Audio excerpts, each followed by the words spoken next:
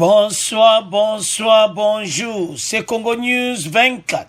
Chers téléspectateurs, comme toujours avant de commencer notre émission, nous disons merci à Dieu, nous disons merci à nos chers abonnés et téléspectateurs qui nous suivent partout dans le monde entier et en RDC. Chers téléspectateurs, soyez les bienvenus dans notre émission où on analyse ensemble la situation politique en RDC. À la une, chers téléspectateurs, Tokolanda interview Oyo presse française bazotuna ba congolais sur la fin de la coalition. Bande konanga ba congolais ba lobby ke bango ba vandiwana pendant 20 ans basali le côté et comme temps à autre chose et comme temps masolo musu bandeko eza ko yinda n'émission oyo. Alors, toko développons ensemble. Deuxième point chez téléspectateurs, et Yindeli Kabila. Partout à Zoluka, partout à rencontre à Senko et Kabila Kinshasa sur coalition. Senko a opesi interview na ye, après masolo na Kabila. Bokolanda vidéo bande konanga, oya masolo na bango na Kabila. Et puis, c'est quoi expliquer la situation de blocage. Alors, bande konanga toko développons ensemble. Kabila a commis ko luka partout aide. Après, ba pays africain et commis na Senko. Alors, bande konanga toko dissidons ensemble pour yindi. Mayele Sili FCC. Alors, chers téléspectateurs, la presse française baye kotuna bas interview na ba congolais kotuna ba question boybika ba bazaka songi bo comprendre kaka do bokolanda ngo bande konanga ndeni coalition oyo. Alors na ba question bo batuni ke pena es donc cash na FCC masolesili bokolanda de comme na ngo fin.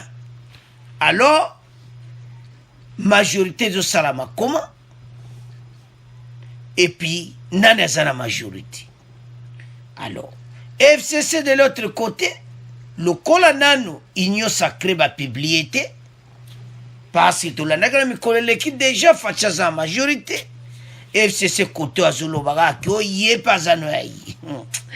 Ah ce n'est si la bateau bon mais pourquoi vous bang et le bin de comment tu vas tuner que c'est bien.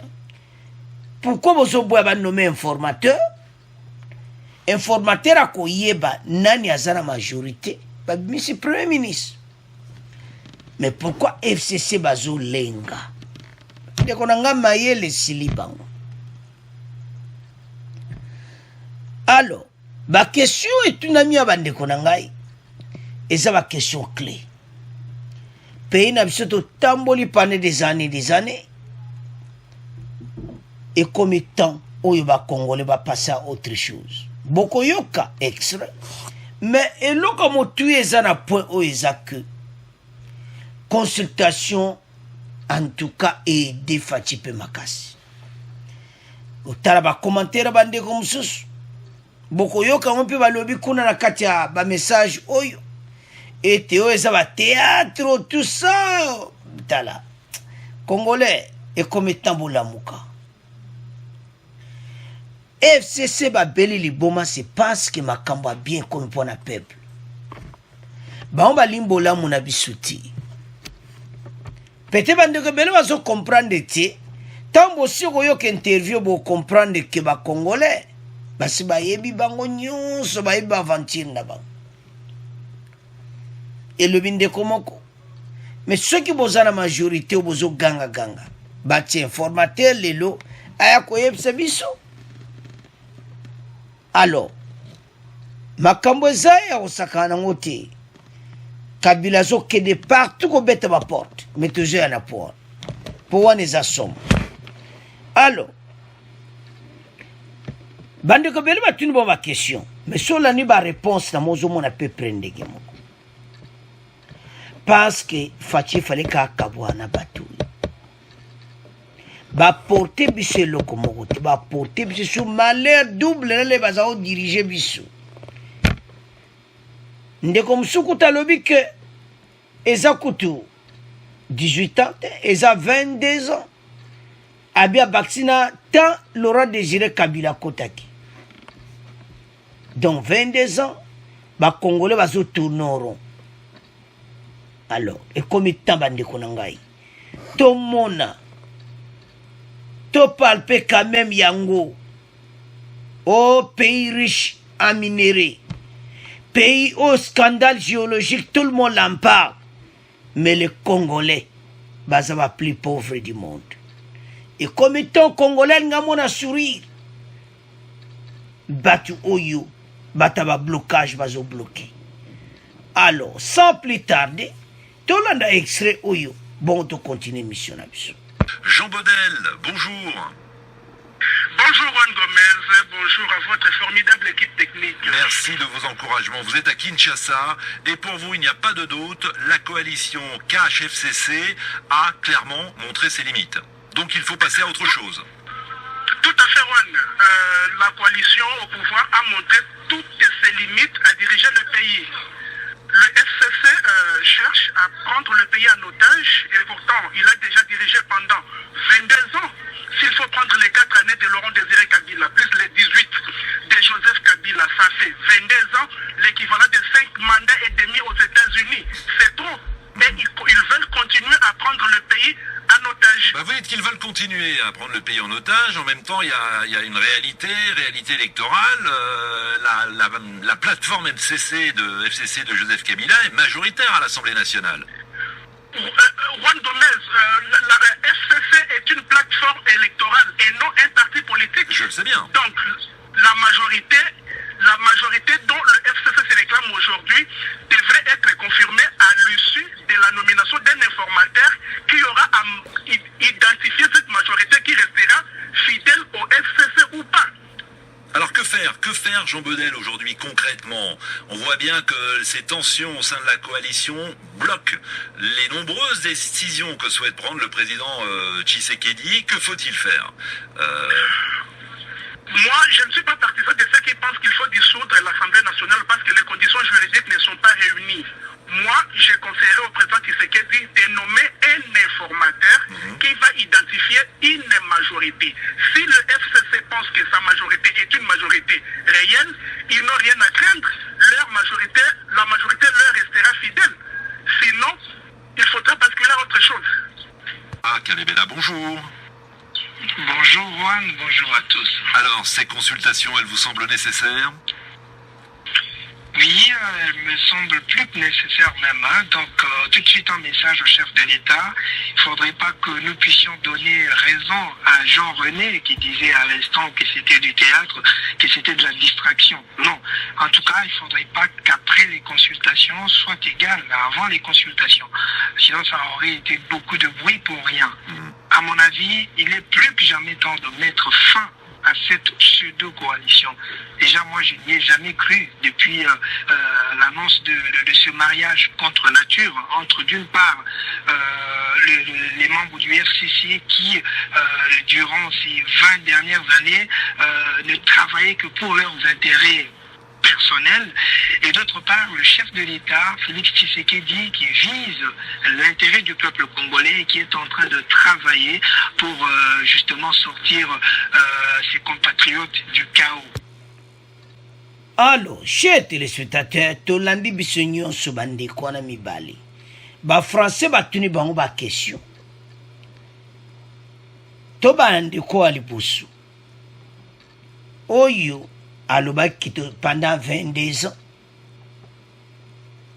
Ba Congolais, so sanctionné à 18 ans, ya PPRD au sanctionné ya Laurent Désiré Kabila, 22 ans. Tout ça, kakana souffrance. Alors, tant oyo, et ça, et qui va passer à autre chose. Voilà, tu as qu'à n'en quoi li pousse après, tu as n'en quoi mi bali.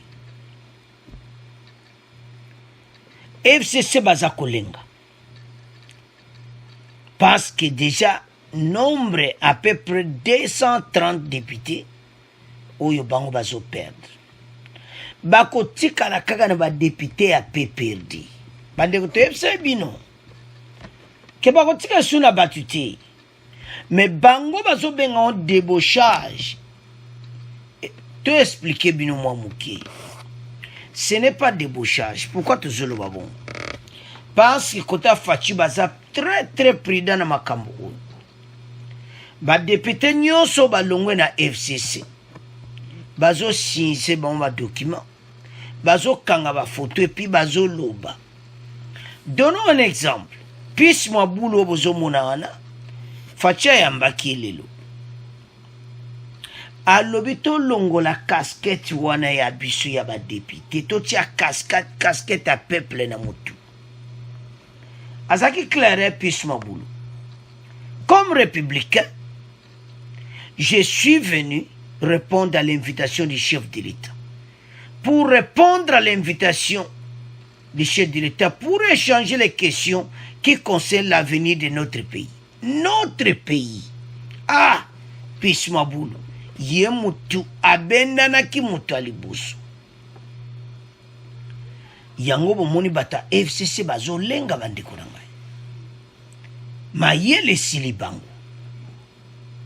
Alors, bandeko batuni bon va question après français zo bolandi wana. O aliboso na lobi comme tato passé na autre chose. Chaque chose a son temps. Bato ba lexibiso ba l'air makam na bango isili. On nomme un informateur. Ce que FCC va prouver pas informateur, ceux qui bazana majorité. Parce que bazana ngoli suti.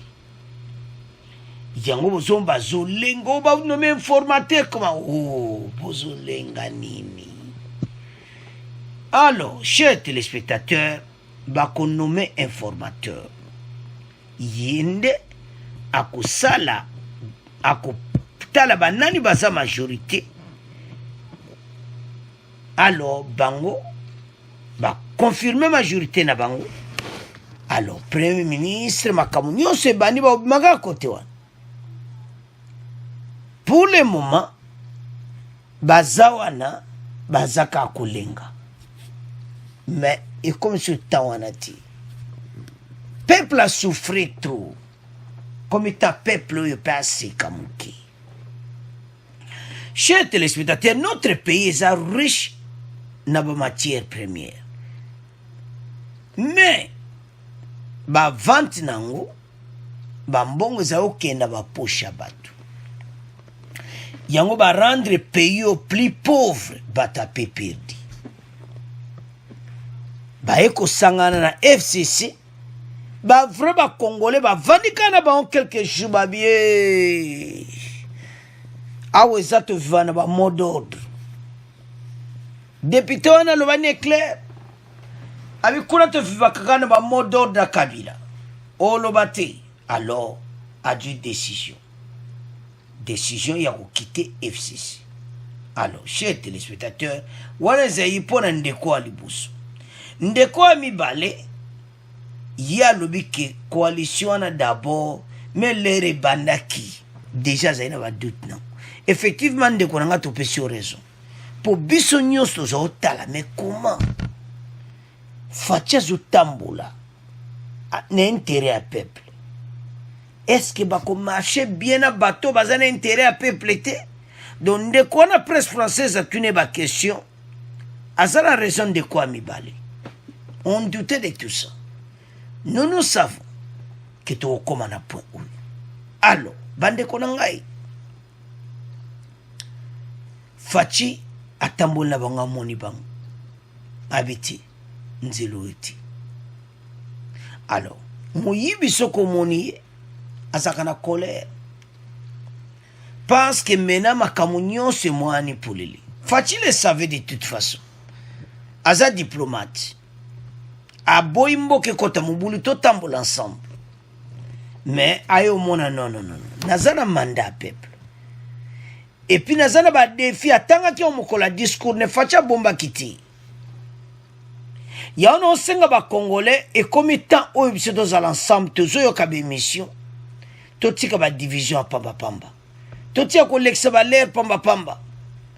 Parce que pays na biso il y a trop des infiltrés. Donc, union sacrée, eza place yo ba plateforme politique bakoya kopesa ba idée na bango pour l'avancement ya mboka. Et puis j'en suis sûr était bakozwa un vrai premier ministre ezala te oyo bazopesa ba loi neti ilunga oleka toso président zoloba yazo toso autorité morale la mbazolo. Alors makambo ne sili yangola Kabila muto bazopesa faute. Alors les amawa.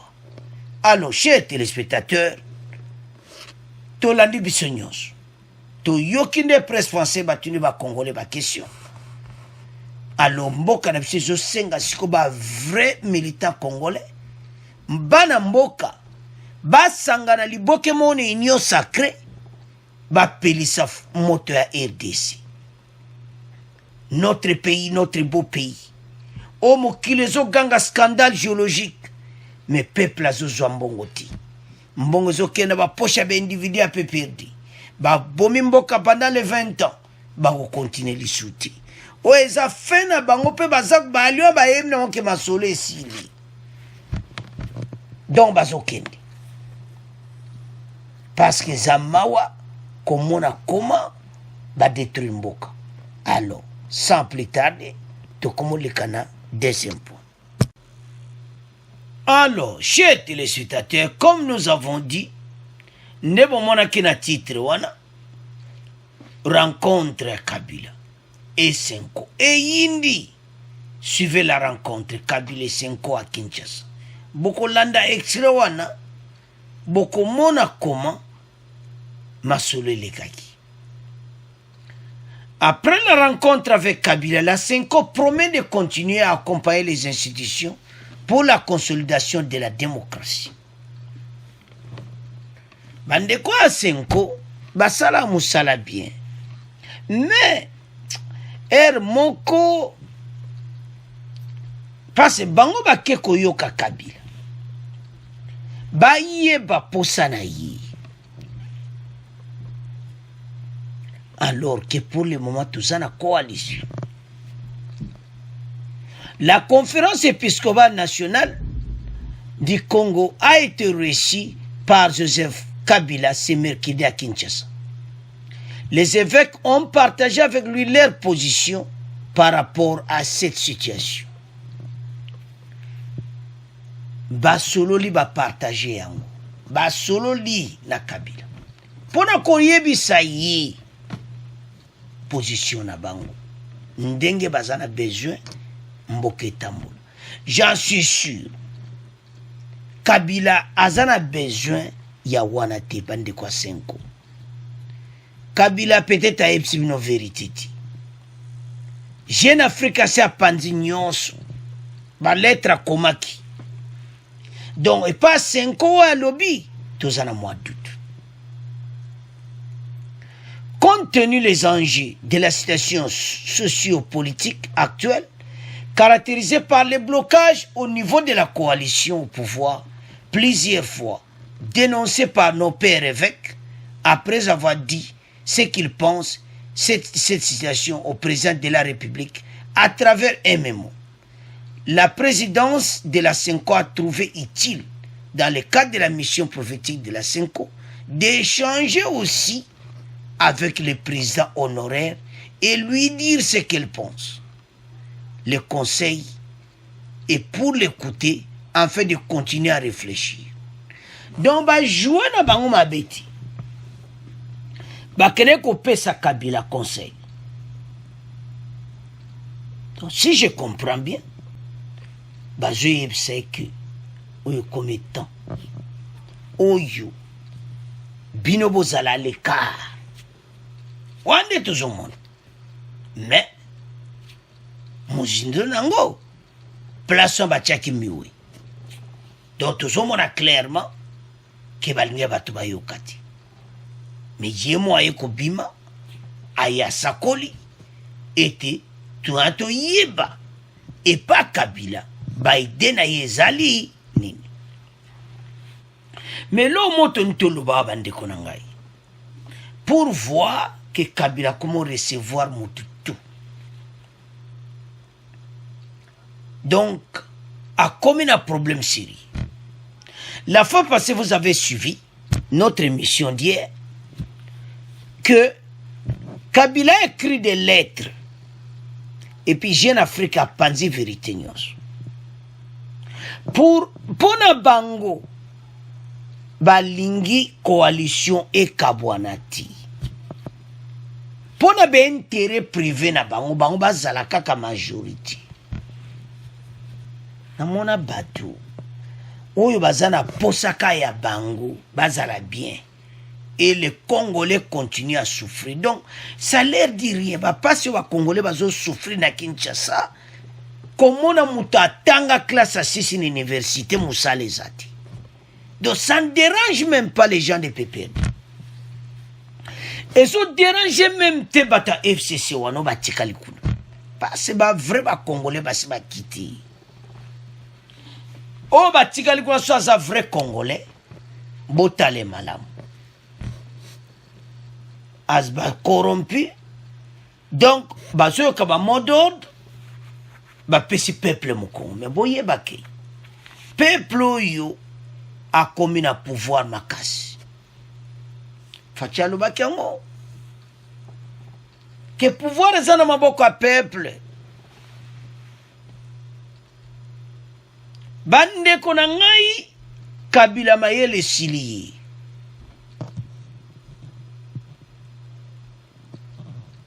Soko talika komona ka l'air wana zalaka ko jaba décision mais baloba ko tana temps et comme temps siko ye ici nae ba congolais puissance abattu ici force ici to récupérer RDC na maboko ya bango même à salami pratique maté. Mais ces infiltrés vont fuir Bangomoko. Mais tu as un extrait il y a 5 ans, bon, tu continues mission.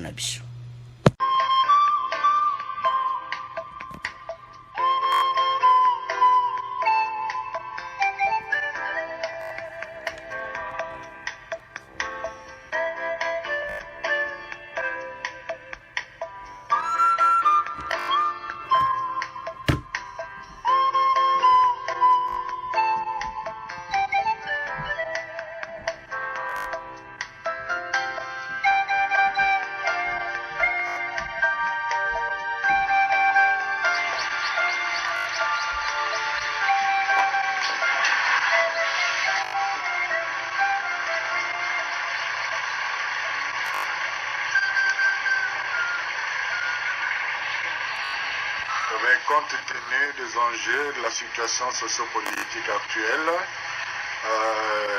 caractérisée par le blocage au niveau de la coalition pouvoir, le blocage plusieurs fois dénoncé par nos pères évêques, après avoir dit ce qu'ils pensent de cette situation à son Excellence le Président de la République et à travers MMO, la présidence de la CENCO a jugé utile, dans le cadre de la mission prophétique de la CENCO, échanger aussi avec le président honoraire, le sénateur à vie Joseph Kabila, pour lui dire aussi ce qu'il pense, le conseil, lui donner des conseils qu'il trouve juste en ce moment, et aussi pour l'écouter, afin de continuer à réfléchir.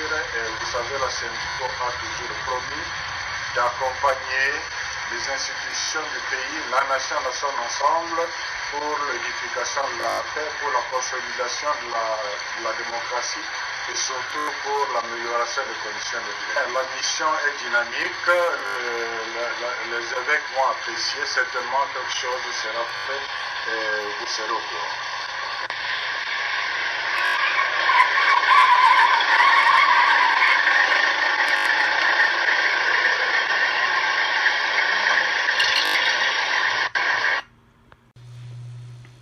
Alors, chers téléspectateurs, nous avons suivi. Compte tenu des enjeux de la situation politique actuelle, caractérisée par le blocage au niveau de la coalition au pouvoir, plusieurs fois dénoncé par nos pères évêques, après avoir dit ce qu'ils pensent de cette situation au président de la République, à travers un mémo, la présidente de la Senko a trouvé bon, est-il, dans le cadre de la mission prophétique, de rencontrer, d'échanger avec Joseph Kabila. Tolandi à Bencholi. Bandeko na ngai baya koyoka ye. Parce oyebi ke FCC donc ça bouge. Donc boyebi ko soki batu bakomo panzana. Ba député bazo longwa. Bazo respecte ba modo da Kabila te mutu eza bien te. Donc oya lobina Senko kuna. Je crois que kama kina lettre ou bien à change. Pense na lettre na e oye bimana Jeune Afrique, il y a comment que pas chef d'État africain pour coalition ezalakaka. Pense ba ebete wana point na bango oyo bazo doit payer en otage. Alors que ce n'est plus le cas. Tout le monde a ébagé na bango. Tala, boy biso bosu yeba batora bagé na bango puissance ici. Parce que oyo bango ba bongisi pona ko mboka oyo ezak ben terrain na bango.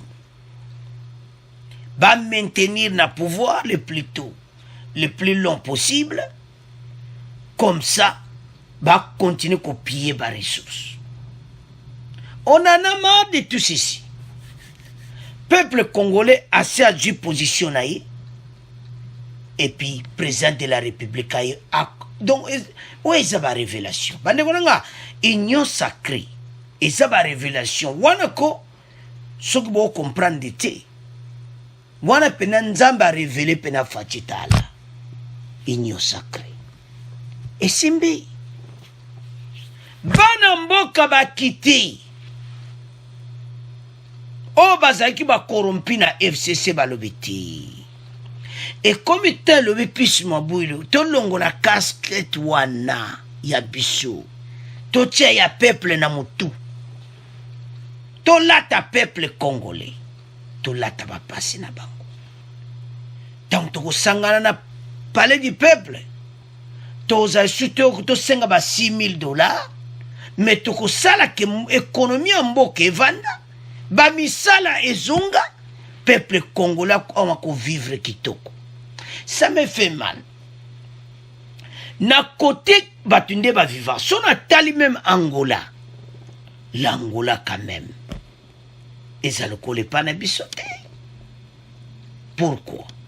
Parce que ba meki ko bon économie na bango. Ba mi yibi nde mutu ba boma ke économie mboka. Peut perdre pendant 20 ans à la tête de ce pays. On n'a rien vu. Les loyaux, bon, taba saut de mouton, c'est combien? Et ça, biloko bambon, bamba yibi yimbe basalame saut de mouton, sont combien à Kinshasa? Embellir la capitale. Pas ce bazar pour ça, va Congolais. Ils peuvent débloquer un montant. Bakei, bakiti, babiloko, nyonso ekiti. Bambongo ka bambazana. Mais motemo bamba kangi libanga. Bazana problème. Alors bande ko nga rencontre na bango. Ya yona kapona parti na bango. Masolo na bango na fachi ya coalition.